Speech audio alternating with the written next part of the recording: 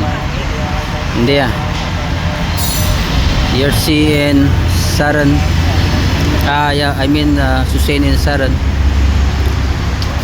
picking up mango fruits here in Kampot.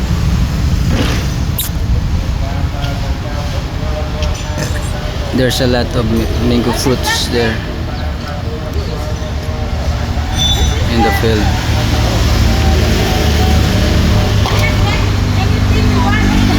It's free. Yeah. Okay, just take it yours. For free. In Kampot, mango is free to harvest. Even it is not yours. That's the mango tree. That is Sarin. Sarin is very expert in harvesting mango using some sticks. And Manay Lisa wants to pick also. And Elisa is going there too.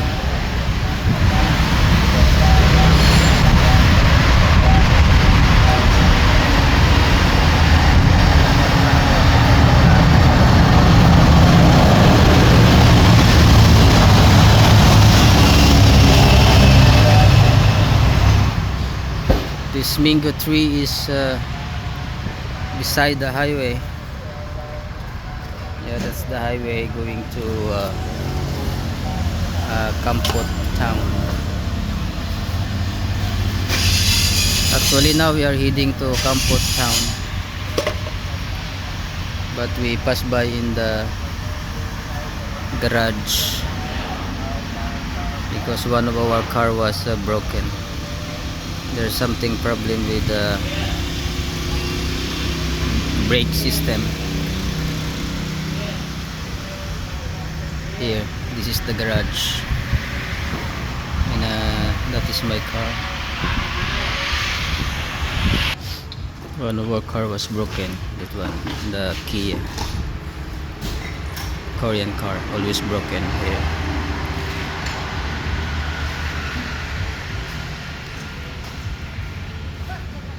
So that's our kids.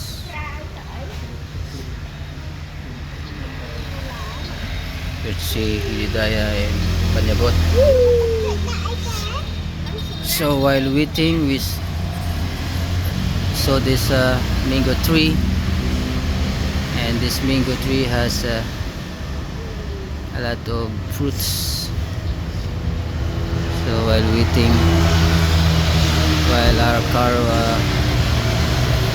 while the mechanic fixing our car, so they're going there and harvesting some mango fruits, and they went to another mango tree also. There's a lot. They're going there to find some fruits.